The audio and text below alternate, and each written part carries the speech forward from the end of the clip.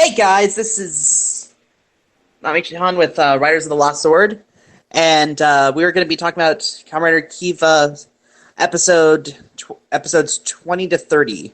That seems right.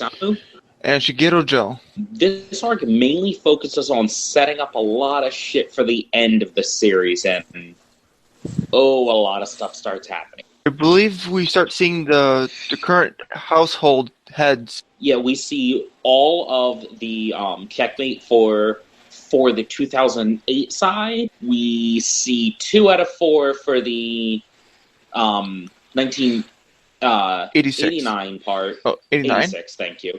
Oh. No, 86, you're right. Right. But we don't see a king or bishop. They allude to them. But nothing more. But this is the part of Kiva where stuff starts getting a lot more serious. And they are some of my favorite episodes. And there's a lot more lighthearted episodes and a lot more drama at times, which I think this show handles a lot better than other comics. Like looking at you, Kabuto. Like the first 2 episode arc is mostly about Jiro and Otoya going on double. Same thing with Megumi, Kengo, and Nago. And honestly, it's some of just my favorite humor in this whole series. Oh, Especially go ahead. I just love the freaking cast chemistry that's going on here between both sets of sets of characters. It's kind of rare to kind of feel this way towards the cast. To me, nothing beats Riki going away, literally eating the girl, then coming back and saying he banged her, sort of thing. I found that hilarious. Like, that whole episode's probably one of my favorite in the series. Aside from the fact that it introduces you to one of my favorite characters in the 2008 arc, which is Mio. Oh, I love Mio. Oh, Mio. Yeah. Stuff happens with that girl. And not just stuff with Shizuru being a total bitch whore to her. Not Shizuru, Wataru's little lady friend who, stopped existing for a good third of this. Oh yeah, what's her name again? Nobody knows. Shizuka. Because I remembered it as soon. It sounds right. She stopped existing for most of the series and then came back when there was another girl for Wataru and was a total and complete, bitch to her. Like, me and Wataru are engaged, just to let you know. Just to be a bitch, really. Mio didn't mean any harm. She just wants some of the Kiva ding. Yeah, that's kind of creepy because one of her self-proclamations is, "I'm Wataru's mother figure." Yeah, that like, what is her thing with Wataru? Because she calls herself his mother. She does take care of him and watch over him, and then she all of a sudden wants to control his love life, and I'm like, what's your deal here, girl? She's become too motherly. That's the problem. She's a mommy dom. I'm not here to kink shame, but Wataru should be in on the thing before you do it to him. Yeah. If this was like episode 1 Wataru, he probably would. Oh, God, because he doesn't know how to say no. Heck, him and Mio bonded over the fact that they have 5 different newspapers that they've subscribed to. Oh, yeah, he's one of those people that just can't say no. Just like when the tofu guy came up. Hey, kids, you want some free tofu? Bring that up. Sure. Thanks. They both have no willpower, and they are both equally pathetic and adorable. They belong together. Maybe it's because, aren't they supposedly, isn't Mio, hinting at that she's also half Fangire, too? Or full? That she might be? He may or may not be a Fangire. I'm trying not to spoil it, but you did at one point her with a little crest on her, or did you not notice that? I noticed it, just I don't know if it's because Wataru, he's half Fangire. She had the queen crest on her hand. Oh, so she did something. Mio is the 2008 Queen Fangire. Okay. So she is a full-blooded Fangire, the enforcer of the Fangire's laws of human and Fangire relations being not tolerated. Taboo. Yeah. It's like racism in the 50s. Or today. True. But yeah, Mio is a very high level, very strong fan guy. Mm-hmm. Oh, also, because of Mio getting slapped around, Wataru gets all pissy faced and summons an adorable henshin device and gets his Tatsunoto form. Fantissimo! He gets it like episode 25. That's quite early for an ultimate form. Then again, it's not perfect yet. He gets later on a weapon that maximizes. Yeah, I don't think it's shown up yet, but it's one of my favorite weapons ever. It's so adorable. I love the little guy. The Tonslot is so cute. I want a toy of it, but I know it's going to kill my wallet. When I had got it, they were about $30 or $40, and I fully regret because this was before I'd seen Kiva. But yeah, Kiva's Emperor form is just a gorgeous looking suit. It's damn sexy too. Yeah, and no longer is he going to be having that 10-pound chain on his foot. Oh, that poor suit actor. Give it, I think, about 5 or 6 episodes, he just goes straight into Emperor form, doesn't even screw around with base form, and straight into it. I love that first battle with the Emperor form too, and just goes apeshit with his rider kick. I like his rider kick. I just think it could be a little bit cooler because I think his base forms just looks better. But creating the Kiva crest within both of his legs and using the points on the wings to stab people is fucking great. Just I wish it would have more effects like the giant moon and the dark sky. I can understand that. It just he's maybe. You're going to correct me if I'm wrong, but maybe later on in the series it'll happen. But I'm like 90% sure that doesn't. But he gets a much better finisher when he gets his weapon. It's just so cool. Yeah. I mean, kind of impractical. Someone else also got a new form during this arc, too. Yes, we got Ixa's. And I actually do like this one's finisher a lot. And he just kind of vomits up his little device for it, too. Yeah, it comes out of his mouth. It comes out the helmet mouthpiece and turns into a cell phone, which is also a gun.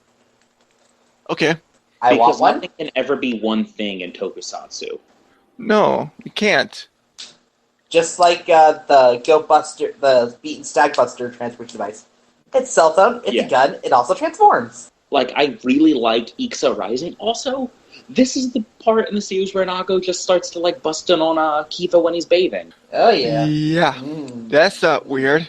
No fanfic girls. Put the pens down. My Kiva Yellow is channeling. I mean, Nago also goes back in time and meets Otoya and Maya. Yes, Maya is the queen of... Maya's really 86. Sexy, too. Oh, Maya's fucking beautiful. Mm-hmm. I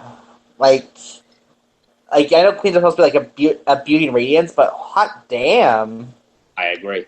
And I'm starting to actually crush on pretty much every character in the show. That's how the vampire motif goes. They make everybody beautiful for no reason whatsoever. I don't remember it 100%. Correct me if I'm wrong. Nago didn't see Mio turn into a Fangire. He did not, but he did know that she was one. Okay. Because it's like, you're a Fangire? And she's like, yeah, I'm kind of, the queen. Okay. I just wasn't 100% sure on that. Because I believe it was the Rook that came to see her, or was the Bishop? While her and Nago were talking. During that episode. Is your kid liking it, by the way? He's not at the house. Oh. Mm-hmm. Also more crazy stuff with the past in Jiro. Going just full ape. Oh, yeah. It's just...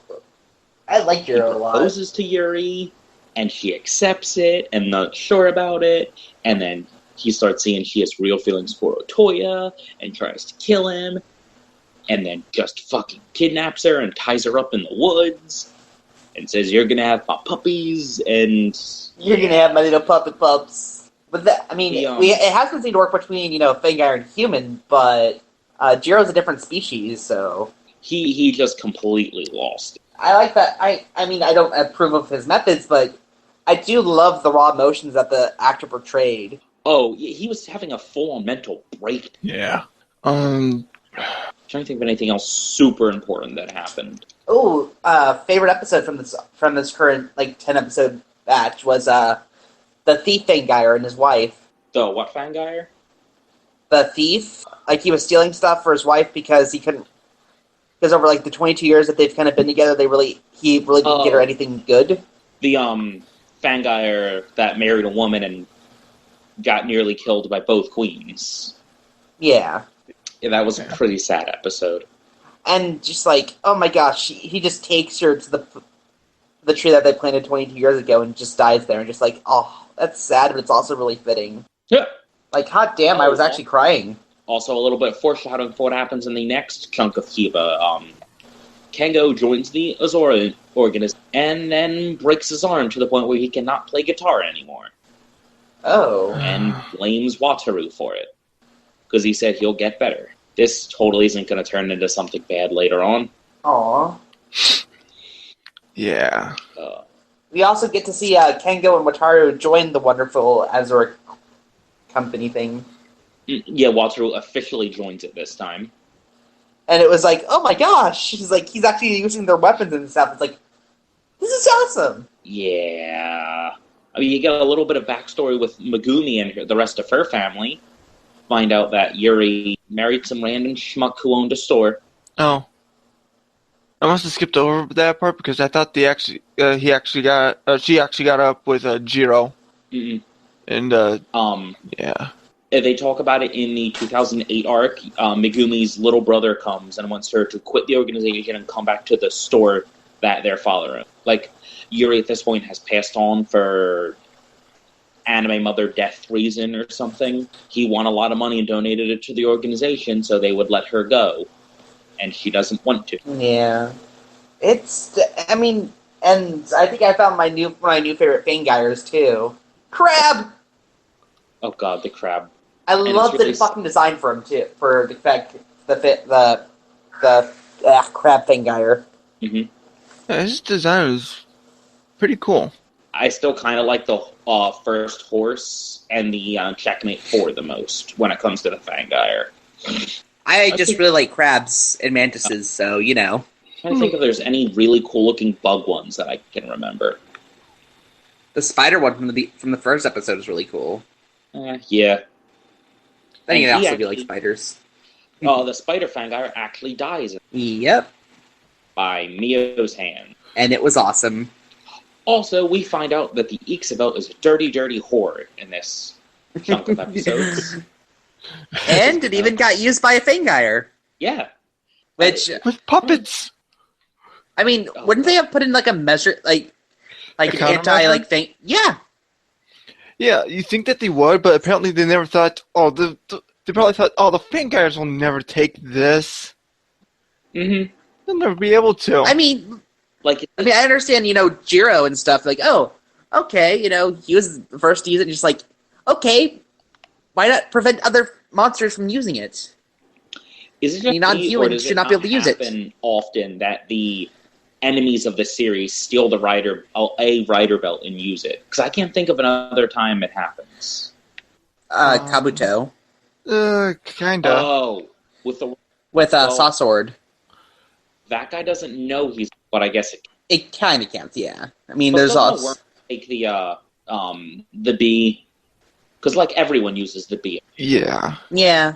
That's the other dirty whore belt of the Kamen Rider series. It's not really a belt. It's more like a wrist thing. Brace. Okay, it's a dirty whore bracelet. Because I know in Fi's the belts get around, but that's the point of the series, is that the riders can switch. Yeah.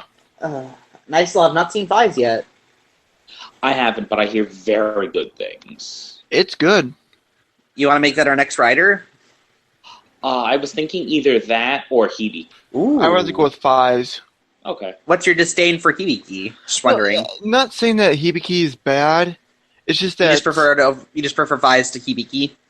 Yeah, because the thing about Hibiki, it's not necessarily made as a Kamen Rider show.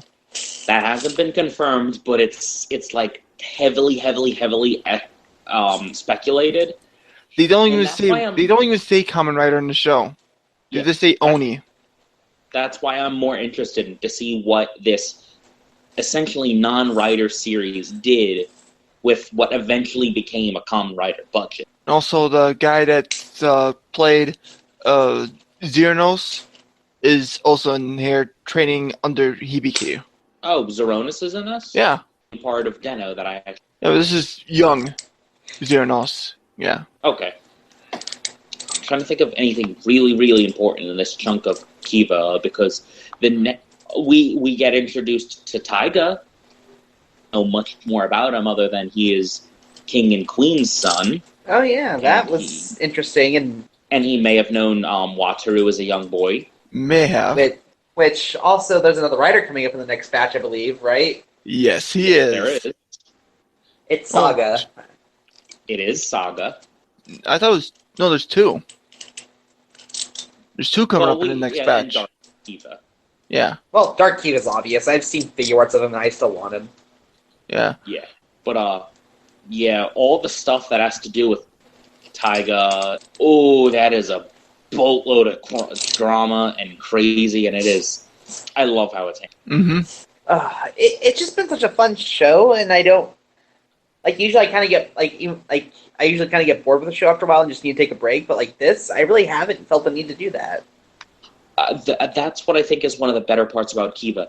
It has a lot of plot threads going on that aren't just punch monsters in the face. Like, the main plot of this isn't let's punch monsters in the face. It's of the growth of Wataru and the mystery about what's all going on in there. And he has daddy issues.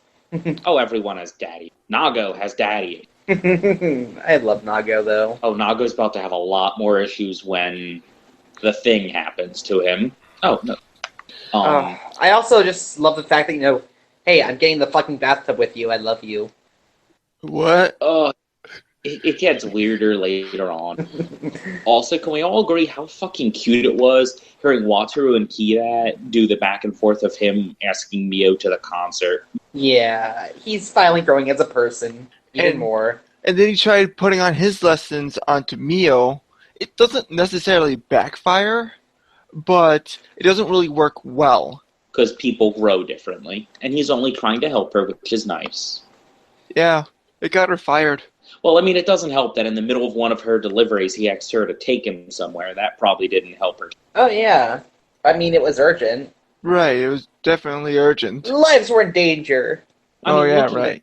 She really doesn't need the job. You think the Fangire don't just pay all of her? I wish they pay all of my expenses. There's a tax. I wish they pay all of my expenses. Well, are you a Fangire queen? Maybe. I doubt it. A Orchid Mantis Fangire? No. Exactly.